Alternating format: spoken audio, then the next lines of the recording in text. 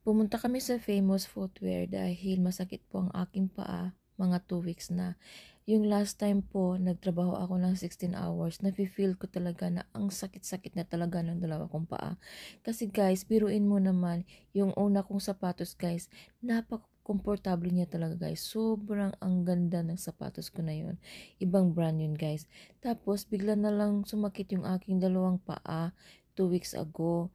Kaya nga naka-decide na ako, baka kailangan ko nang bumili ng bagong sapatos. Kaya pumunta kami dito sa Footwear Famous dahil naghanap ako ng panibagong sapatos. Kaya sobrang, nung sinukat ko ito guys, nafe-feel ko talaga na napaka-comfortable niya. At biruin mo naman yung una ko sapatos guys, 1 year and 7 months siya.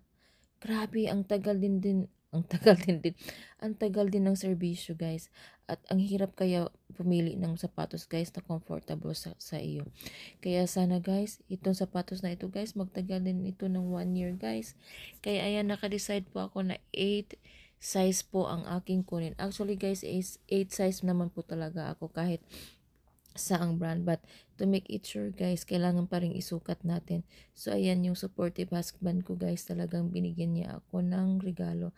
At sa mga magtatanong guys, the price is right, 94.99 cents po yung price ng sapatos at ang ganda niya guys. Ayan guys, sobra. Ang daming sapatos dito sa Famous Footwear at marami ding mura.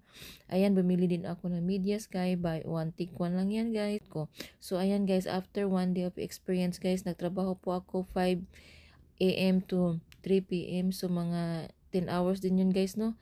So grabe yung lakad ko guys, na parang takbo na guys. So super comfortable niya guys. At talagang yung mga sakit sa paa ko guys, nawala guys. So shoes lang talaga ang dahilan. So ayan guys, so super ganda. At gusto ko pa din yung ano niya guys, yung color. Black and pink.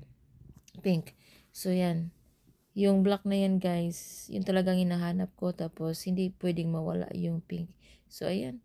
I'm so happy. I have my new comfy shoes. Bye!